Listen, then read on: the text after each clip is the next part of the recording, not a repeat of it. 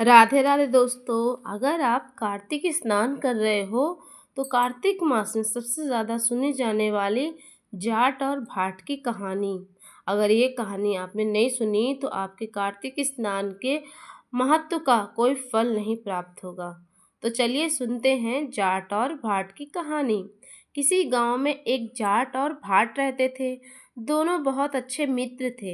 एक बार जाट अपनी बहन के घर जाने को तैयार हुआ तो भाट भी अपने ससुराल जाने को तैयारी करने लगा और दोनों साथ में चल पड़े और रास्ते में रुककर एक कुएं की मुंडेर पर बैठ गए। जाट ने भाट से कहा कि नगर बसेरा कर लेते हैं। इस पर भाट बोला, तू कर ले नगर बसेरा, मैं तो अपने ससुराल जा रहा हूँ, वह खूब खातिरदारी होगी मेरी। भाट जाट वहीं कुएं के पास बैठा, पानी की घंटी और चावल के दाने लेकर नगर बसेरा करता है। नगर बसेरा जो करे सो मल धोवे पाँव, ताता मांडा तापसी देगी मेरी माँ, माँ देगी मावसी देगी द्वारिका का वास, मीठा मीठा घास वृंदावन का वास, पांच कुंडी छठी राम मेरा जीवड़ो श्री कृष्ण के पास, डालू पानी हो जावे झट घी झट से निकल जाए मेरा जी। इस तरह कहकर नगर बसेरा करके भाट अपनी बहन के घर की ओर चल पड़ता है।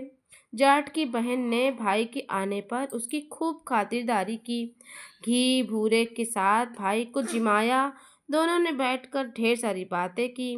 इधर भाट अपने ससुराल पहुंचा तो वहां देखा कि आग लगी हुई थी। आग बुझाने से उसके हाथ और मुंह भी काले हो गए थे और खुद भी थोड़ा झुलस गया। ना रोटी मिली ना पानी के लिए किसी ने पूछा। एक पड़ोसन आई तो उसने भाट की सास को कहा, जमाई आया है, जरा उसकी आवभगत तो कर लो। सास बोली, सब कुछ तो जल गया, अब कहाँ से आवभगत करूं। तब पड़ोसन ने भाट को एक रोटी के साथ छाछ दी। भाट ने वही खाकर गुजारा किया। शाम को दोनों अपने अपने घर की ओर चल पड़े। रास्ते में मिले, एक दूसरे का हाल चाल पूछा। भाट बोला, मेरे ससुराल में तो आग लगी थी, आग बुझाने में मैं खुद काला हो गया, ना रोटी मिली ना पानी मिला। जाट बोला, मेरी तो बहन ने खूब खातिर की। फिर बोला, मैंने कहा था ना कि नगर बसेरा कर लेते हैं, चल आजा अब नगर बसेरा कर लें। लेकिन भाट ने फिर मना कर दिया। भाट के जाने के बाद जाट फिर से पानी का लोटा और चावल लेकर बैठा और नगर बसेरा करने लगा। नगर बसेरा जो करे सो मल धोवे पाँव, ताता मांडा तापसी देगी मेरी माँ, माँ देगी मावसी देगी द्वारिका का वास, मीठा मीठा घास वृंदावन का वास, पांच खुंडी छठी रास मेरा जीवड़ो श्री कृष्ण के पास, डालूं पानी हो जाए घी झट से निकल जाए मेरा जी। कहकर वह वहां से चल पड़ा। घर पहुंचते ही जाट की मौसी ने बहुत लाड प्यार किया। उधर भाट घर गया तो उसकी भैंस खो गई। उसका पति एक लाठी लेकर उसकी ओर दौड़ा और कहने लगा, ससुराल गया तो वहां आग लगा दी, अब यहाँ आया तो भैंस खो दी, जा पहले भैंस लेकर आ, तभी रोटी पानी मिलेगा। भाट सारा दिन भैंस ढूंढता रहा लेकिन उसे भैंस कहीं नहीं मिली। जाट और भाट की फिर से मुलाकात हुई।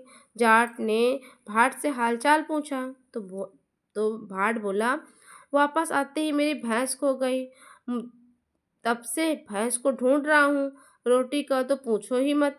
जाट बोला, मैंने कहा था कि नगर बसेरा कर लो लेकिन तुमने मेरी नहीं मानी।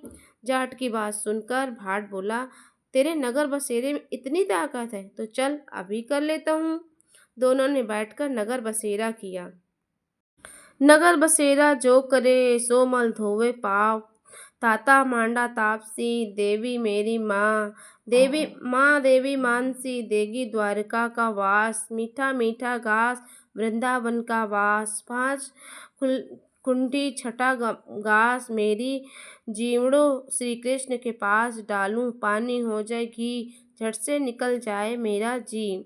दोनों के नगर बसेरा करने पर भाट जैसे ही आगे बढ़ा तो उसकी खोई हुई भैंस मिल गई, जिसे लेकर वो घर पहुँचते पहुँचते माँ ने कहा, बेटे को आते ही घर से निकाल दिया, सारे दिन से भूखा प्यासा भटक रहा है। ऐसा कहकर माँ ने उसे अंदर ले गई, खूब खिलाया पिलाया। इसके बाद से सारे नगर में ढिंढोरा पिटवा दिया कि कार्तिक में जब कोई अपने पीहर या ससुराल जाते जाते समय नगर बसेरा करे तो। ये थी कार्तिक मास की जाट और भाट की कहानी। तो हे कार्तिक के महाराज, जैसे आपने भाट पे अपनी कृपा बनाई, ठीक उसी प्रकार जो ये कहानी सुने जो कहे उसकी भी करना कृपा अपनी